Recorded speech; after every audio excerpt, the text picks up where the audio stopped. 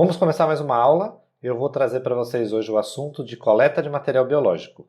Essa aula se resume em apresentar as opções, as oportunidades que a gente vai ter para fazer coleta de sangue. Eu vou explicar para vocês que existem outros materiais biológicos, mas vocês vão ter isso nas próximas aulas também, tá? Deixa eu passar aqui para vocês. Ó, só para vocês entenderem as principais coletas que a gente tem: coleta de sangue venoso, coleta de hemocultura, punção arterial, coleta de urina. Então tem aqui, ó, esses 3 frascos aqui, não sei se vai dar para vocês verem o mouse, Eu tenho aqui, ó, frasco amarelo, verde, laranja, existem de outros fabricantes, eles têm uma especificidade. Por exemplo, frascos de hemocultura, que são dotados de carvão ativado, por exemplo. Ele é feito exclusivamente para colher sangue de paciente que tem, por exemplo, o uso de antibiótico. Então ele faz uma inativação do antibiótico e você tem uma possibilidade de fazer a identificação de micro-organismos que estão correndo na corrente sanguínea do paciente. Tá? Então eu tenho aqui frascos para coleta de urina, seringa para fazer coleta de punção arterial para gasometria. Cada etapa do curso de vocês, seja em semiologia, seja em outras disciplinas, vocês vão aprender a fazer as coletas dos exames específicos. Tá?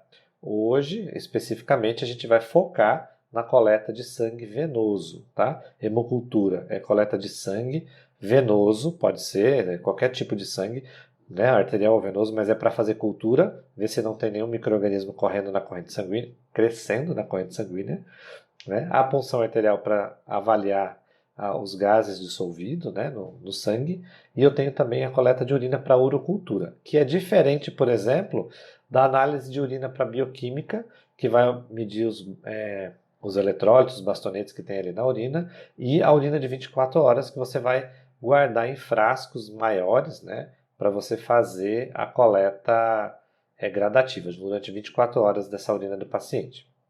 Tenho também coleta de exame parasitológico de fezes. Esse paciente precisa ter uma atenção especial, na hora de você fazer a coleta de fezes. Você não precisa encher o potinho por completo.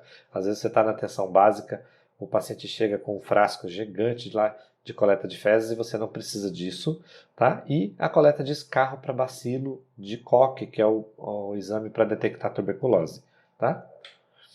Então eu tenho aqui, ó, um frasco grande, eles vão coletando urina do paciente toda hora, ele não pode urinar no vaso, ele tem que urinar num coletor específico e você vai aguardando na geladeira durante 24 horas. Terminou 24 horas, manda tudo para o laboratório que eles vão analisar por completo. Coleta de escarro, eu fiz uma ilustração aqui para vocês entenderem, mas eles colocam um frasco estéreo para o paciente tossir, ele vai tossir e vai escarrar, vai puxar a secreção pulmonar o máximo que ele puder e colocar dentro desse pote, e aqui do lado um outro, aqui, um frasquinho para coleta de fezes, tá? O que mais que eu tenho? É um procedimento, a coleta de exame biológico, que não é exclusivo do enfermeiro. O técnico de enfermagem pode fazer a coleta de sangue, por exemplo, e os técnicos de laboratório e os bioquímicos também podem entrar na enfermaria para fazer a coleta. Tá? Tem hospital que tem a rotina de não deixar a enfermagem colher e é o laboratório que vai colher. E eu já trabalhei em um hospital em que a coleta dos pacientes internados na UTI, quem fazia a coleta era o enfermeiro da própria unidade. O laboratório nem entrava dentro da enfermaria ou dentro da UTI. Tá? Então vai da rotina de cada lugar.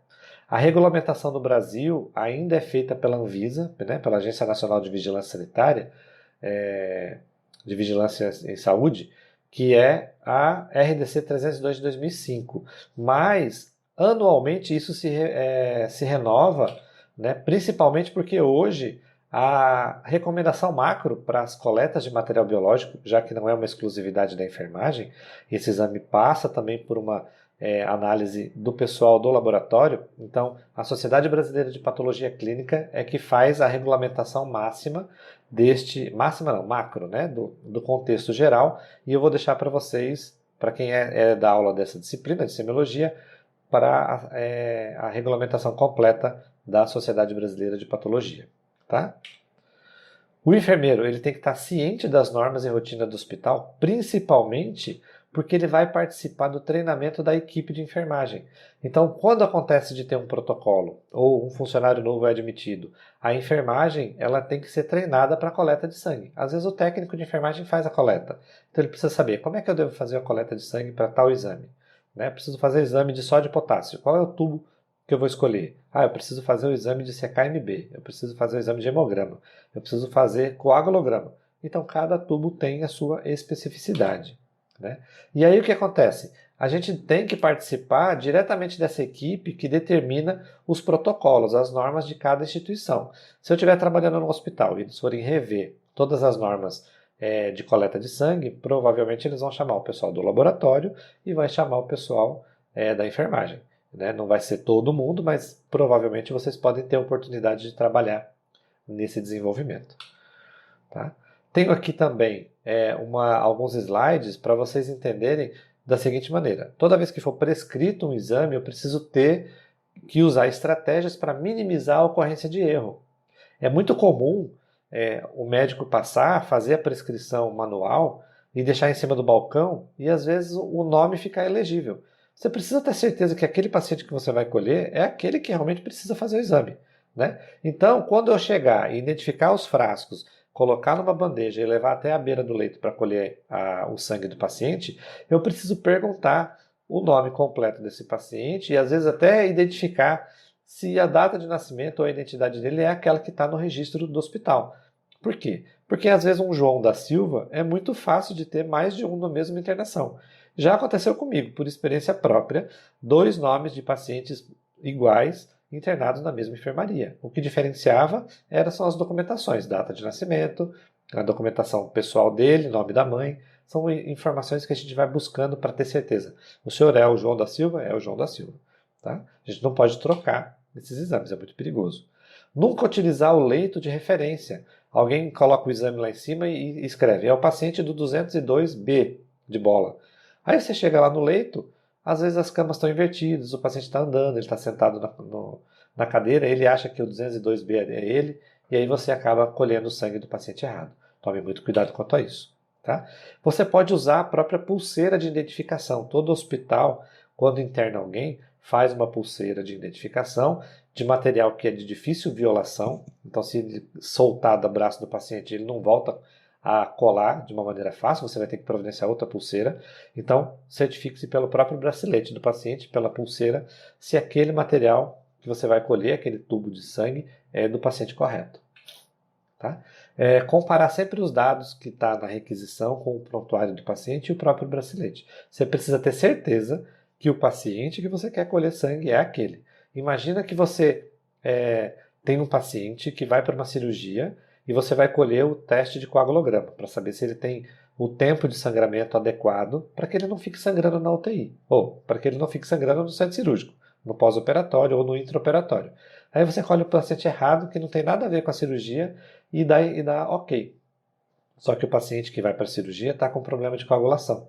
Ele pode morrer na cirurgia. Então a gente tem que tomar muito cuidado quanto a isso. Tá? Quando for uma criança, às vezes a criança não conversa ainda, não tem esse crivo. Então você pode usar o acompanhante, que pode ser a mãe ou um outro acompanhante responsável pelaquela criança, para servir de consulta, de referência. Olha, essa criança é o Joãozinho? Então é o Joãozinho, então vamos colher o sangue dele. Tá? Certificar da necessidade de jejum. Tem alguns exames que, quando o paciente se alimenta, aqueles ácidos graxos, aquela gordura do alimento, acaba interferindo na quantidade, na leitura, na qualidade da leitura daquele exame. Ou, por exemplo, você vai fazer um teste de glicemia e o paciente almoçou há 2 horas atrás, ou ele tomou um café da manhã, um copo, uma sobremesa, e aí você vai ter o sangue alterado porque a glicose do paciente vai estar mais alta.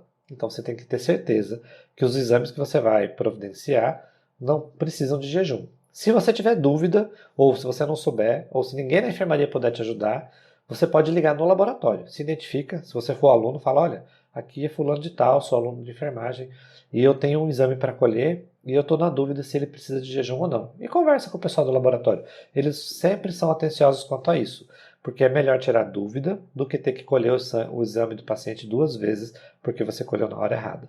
Tá? Conhecer os exames e saber se relacionar com os tubos que você vai colher. Eu vou passar aqui para vocês. Imagina que você tem uma requisição com 4 tipos de exame diferentes. Aí você abre a gaveta, eu tenho esses montes de tubo com tampas de cores diferentes. Cada tubo desse tem uma especificidade. Cada tubo desse tem, ou ele tem anticoagulante, ou às vezes ele não tem nada, né? Então, eu trouxe para vocês um esqueminha que é bem interessante. Tubos vermelhos, da tampa vermelha, eles não têm anticoagulante. Tubos de tampa azul têm citrato de sódio, que é um tipo de anticoagulante específico, que quando for passar numa máquina que faz a leitura do coagulograma, que é o tempo de coagulação, essa máquina ela é inativa, né? Ela tem uma leitura do que o citrato de sódio faz, ele impede que a parte vermelha se coagule, separe da parte branca, então ele consegue fazer a leitura do tempo de coagulação. O amarelo, ele na verdade, ele tem uma semelhança com o tubo vermelho, só que ele tem lá embaixo, se vocês perceberem bem aqui, ó, ele tem um gel. Quando esse sangue passa para a centrifugação, e ele é um tubo sem anticoagulante, então o sangue vai coagular. A parte vermelha vai coagular e vai separar da parte branca. E eles fazem o que? Eles centrifugam e o gel fica entre a parte branca, que fica em cima, e a parte vermelha fica embaixo, que é mais pesada. E eles conseguem aproveitar todo o conteúdo da série amarela, da série branca do sangue do paciente, tá? Do soro, do plasma. O roxo é muito famoso para a gente usar para fazer hemograma. Então ele tem o EDTA como anticoagulante. E o cinza, ele tem fluoreto de sódio com EDTA. É muito utilizado principalmente na atenção básica para fazer teste de tolerância à glicose. Então você faz aquela sequência de açúcar que o paciente vai tomando, água com açúcar, e depois colhe com o EDTA, porque isso dá tempo deles levarem até o laboratório para poder fazer a análise de quanto de açúcar o paciente vai tolerando ao longo das horas que ele faz o teste. Tá? Eu trouxe aqui para vocês uma relação da cor com o tipo de exame que você vai fazer. Então, bioquímica, sorologia, imunologia e hormônios, todos são feitos num tubo que não tem anticoagulante. Testes de coagulação no tubo azul por causa do citrato de sódio. Bioquímica, sorologia, imunologia e hormônios parecido com o amarelo, porque ele tem o gel separador. Hematologia, que é o hemograma feito no tubo roxo. E mais uma bioquímica específica agora para a glicose, que é o tubo cinza. E aqui eu tenho uma sequência recomendada se você tiver que fazer uma sequência de vários tubos para ser coletado. Por quê? Porque pode acontecer de você colocar a agulha dentro de um tubo, por exemplo, com anticoagulante e contaminar aquela amostra. E aí você tirar aquela seringa com o tubo, passar para outro tubo e ele for uma amostra de anticoagulante. Ele pode alterar o exame seguinte. Então ele sempre pede que nessa sequência seja feita e respeitado na hora de coletar. Se for para fazer hemocultura, então é óbvio que a primeira coleta vai ser a da hemocultura. Depois você pode dividir o sangue para tubos sem aditivo e tubos com citrato de sódio. Veja que não é ao contrário. Porque se o citrato de sódio for contaminado, contaminar a seringa e você passar para o tubo sem aditivo, ele não vai coagular e não vai separar a parte vermelha da parte branca. Então você tem que ter essa sequência, tá? E assim segue para todos os outros. Eu tenho aqui como primeira escolha a fossa anticubital. Por quê? Quando você vai fazer a coleta de sangue, você tenta fazer da melhor maneira possível, mais segura e com uma veia mais calibrosa. Se você pegar veias muito finas, às vezes você não consegue tirar um volume de sangue muito grande. Então é interessante você usar a fossa anticubital, porque eu tenho aqui a veia basílica, a veia cubital média e a veia cefálica. São 3 possibilidades de veias calibrosas que, quando eu colocar o garrote no braço do paciente, você vai ter a visualização e a palpação de uma maneira mais correta, mais segura. Então, eu sempre gostei de falar, e eu já falei isso no laboratório para algumas pessoas, que a veia que você palpa, ela é muito melhor do que aquela veia que você só vê. Né? Às vezes você só vê o caminho dela azulado sobre a pele, mas você não consegue palpar, então ela não está tão cheia de sangue assim. Então quando você começa a palpar e identifica uma veia um pouco mais profunda, mais calibrosa, né? Mais túrgida, mais cheia, essa veia é mais interessante de você usar para coletar do que uma veia muito superficial e fina. Tá? Alguns riscos que a gente tem na hora de fazer coleta de sangue, uma delas é acertar os nervos, né? Que eu tenho aqui o nervo ulnar e o nervo radial, e hematoma, sangramento, dor, são as complicações que a gente pode ter na hora de coletar um exame de coleta de sangue. Tá? Outra possibilidade, se eu não conseguir na fossa antecubital, é partir para o dorso da mão. E aqui eu tenho a veia basílica, a veia cefálica se distribuindo, passando por cima do dorso da mão, e aí formando as veias melacarpianas dorsais. Então você tem uma ramificação de veias superficiais na mão do paciente que você pode usar.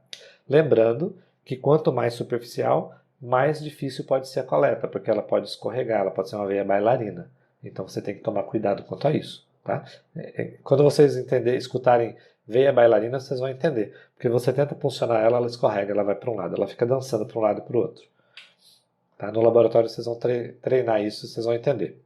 Tá? O que eu tenho que evitar? Né? Algumas regras importantes que o manual da Sociedade Brasileira de Patologia deixa para a gente. Né? Coletar sangue de membros com terapia intravenosa. Então imagina que o paciente está recebendo soro aqui na mão. E aí eu coloco o garrote no braço do paciente e quero coletar sangue aqui na fossa antecubital. O soro está entrando na mão e está diluindo o sangue que está subindo pela veia da fossa antecubital. Então eu posso ter uma amostra coletada e ter hemodiluição. Então eu não posso fazer isso, eu tenho que evitar coleta de sangue no braço que o paciente já recebe soro por infusão. Tá? Eu tenho que evitar punção de membros que foi feito do lado que foi feita a mastectomia. Quando a mulher e o homem fazem a mastectomia, eles retiram não só as glândulas mamárias, mas eles retiram também os nódulos linfáticos, a rede linfática. E a linfoestase é uma situação que pode acontecer, por exemplo, se causar hematoma no paciente após a punção, existe uma drenagem linfática que vai acontecer naquele membro. E se você tiver muito extravasamento para o extravascular, você pode ter dificuldade de esvaziamento, o membro fica com mais dificuldade, porque você não tem mais aqueles nódulos e aquela rede linfática que vinha do arco do braço até a mama, e eles foram retirados na cirurgia. Então, punção no braço do lado que foi feita a mastectomia, a gente evita. Tá? Se você tiver um braço do paciente que tem cicatriz, evitem também. Pode ser cicatriz de cirurgia ou cicatriz de queimadura. Você evite fazer isso, porque quando você for palpar, você às vezes vai palpar só o queloide, só a cicatriz, e vai confundir a percepção da passagem de uma veia ali por baixo. Tá? Então, evitem fazer isso também. E evitem áreas de hematoma, porque quando a gente faz uma punção e eu extravaso, eu atravesso, eu transfixo a veia, eu vou aspirar, não vai vir nada. Mas se eu tiver um recente hematoma e eu aspirar uma seringa dentro do hematoma, vai vir sangue com plasma. Então eu vou me confundir, eu posso achar que eu estou dentro da veia e não estou. Né? Então eu vou mandar uma amostra errada para o laboratório. Então, se tiver hematoma embaixo, não funciona aquela área. Tá? Veias trombosadas, vocês vão ver que alguns pacientes, principalmente os idosos, né, ou pacientes que já fazem quimioterapia, ou os idosos são mais comuns a acontecer. Você faz a palpação no braço, você sente a veia até sem garrote, porque elas estão endurecidas. Quando você tenta puncionar, a luz do vaso já está toda fina, toda estreitada. Então não passa tanto sangue ali. Evitem esse tipo de veia, porque você vai ter dificuldade de coletar. Tá? Uso do torniquete. É importante a gente usar um torniquete para poder fazer a coleta. Porque quando eu coloco o torniquete no braço do paciente, eu impeço que o fluxo venoso volte até o coração. E ele vai ficar represado ali para baixo no braço. Né? Então, realizar o torniquete, ou o garrote, como todo mundo fala, eu vou aumentar a pressão intravascular venosa para facilitar a minha palpação e, consequentemente, a minha coleta. Tá? Qual é a ideia? A ideia é que a gente tenha torniquetes individuais para cada paciente e que eles fossem descartáveis. Não é a nossa realidade, por isso que eu coloquei um monte de interrogação. Na maioria das vezes a gente tem torniquetes como esse, de látex, né, que algumas pessoas ainda têm alergia. E eu vou voltar aqui, ó, a gente podia ter desse aqui, que é de borracha e que fosse descartável. Usei, joga fora. Mas não é a nossa realidade. Nossa realidade vai ser essa daqui. Então toda vez que vocês usarem um torniquete como esse, um garrote como esse, algodão com álcool para fazer a desinfecção deste garrote de paciente para paciente. Tá? Aplicar o torniquete, o garrote, de 7 a 10 centímetros do local da punção. Então vou voltar aqui. Ó, eu tenho aqui, o local da minha punção vai ser aqui. Então vou colocar de 7 a 10 centímetros para cima e eu faço a punção aqui. Ó. Então para baixo está a mão, para cima está o ombro do paciente e eu faço a punção aqui no meio na fossa antecubital. Tá? Se eu não tenho garrote e eu preciso puncionar um paciente, eu posso usar o esfigmomanômetro. É recomendado? Não, não é essa a função desse aparelho. Mas se eu insuflar ele até 40 milímetros de mercúrio, é o suficiente para eu interromper a passagem venosa e eu não vai interromper a passagem arterial. Então o sangue continua fluindo no braço do paciente, mas a rede venosa vai ser represada e eu posso coletar. É a primeira via de escolha? Não. A primeira via de escolha é usar um torniquete de borracha individual descartável. Se eu não tiver essa opção, um garrote de látex. Se eu não tiver essa opção, posso usar o esfigmomanômetro a 40 milímetros de mercúrio. É o máximo que você pode aplicar para fazer a coleta venosa. Tá? Toda vez que eu fizer a coleta de sangue no paciente para exame laboratorial, não devo exceder mais do que 1 minuto de garroteamento. Se por um acaso eu colocar no braço do paciente o garrote e tiver com dificuldade de palpação e identificação da veia, devo soltar o garrote, dar um intervalo de descanso do paciente de pelo menos 1 minuto e volto de novo a fazer o garroteamento. Se eu deixar mais do que 1 minuto, aumenta demais a pressão intravascular e pode acontecer do líquido que está lá dentro passar e sair do intravascular. Isso é uma tendência pelo aumento de pressão. Isso vai acontecer o quê? Eu vou ter uma concentração maior de hemácia e de qualquer outros eletrólitos que estão ali. Isso vai fazer com que eu tenha uma hemoconcentração. Os exames vão estar alterados. Então, tolerância máxima de 1 minuto para cada garroteamento. Passou de 1 minuto, solta, deixa o braço do paciente descansar, troca de braço ou espera até você ter o repouso de novo do paciente e volta ele a funcionar no mesmo braço, a procurar aquela veia que você estava com dificuldade. Vocês vão ver isso daqui, não deve se acontecer. A pessoa está com dificuldade de visualização, vocês vão ver eles batendo em cima da área da punção. Isso provoca um processo inflamatório e realmente a visibilidade da veia aumenta, mas você também aumenta o processo inflamatório. Então você pode, além de causar hemólise, causar um processo inflamatório no braço do paciente. Então, quando você puncionar. Então, vamos evitar esse tipo de impacto no braço para você visualizar a veia. Tá? É recomendado não fazer isso.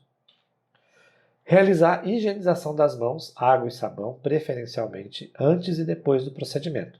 Se você não tem a possibilidade ali, porque você está numa campanha colhendo muito sangue, use o álcool gel. Tá? Então, o álcool gel ele não vem como substituto da lavagem de mãos. A lavagem de mãos é a prioridade. Mas pode acontecer de você estar numa campanha e colher muito sangue um atrás do outro, faça a asepsia das mãos antes e depois de cada paciente. Tá? Sempre utilize luva de procedimento para coleta de sangue. Tá? A luva não te protege de agulha. Lembra que você não deve recapar a agulha, mas você pode ter contato com o sangue do paciente. Então, o uso de luva é muito importante. A asepsia da pele. Eu coloquei isso daqui no final justamente para vocês entenderem o seguinte. Já passei por etapas de que fazia um movimento num único sentido, depois faz um movimento em outro sentido. A atualização agora é que você pegue o álcool 70 e faça movimentos circulares de dentro e vai aumentando para fora. Tá? Essa é a última recomendação que se tem para fazer a asepsia da pele para punção. Tá?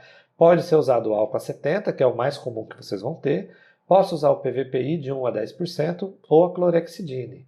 Tá? São 3 antissépticos que eu posso usar com eficiência para a asepsia da pele na hora de fazer a coleta. Então eu deixei essa foto aqui para vocês entenderem, ó, fazer movimentos circulares do centro para a periferia. Espero que vocês tenham gostado dessa aula. Essa aula ela é mais curta na parte de vídeo, mas eu vou deixar umas atividades para vocês fazerem, porque eu tenho um manual para mostrar para vocês da Sociedade Brasileira de Patologia Clínica. Tá bom? Acompanho vocês lá na nossa sala virtual. Um grande abraço e até a próxima.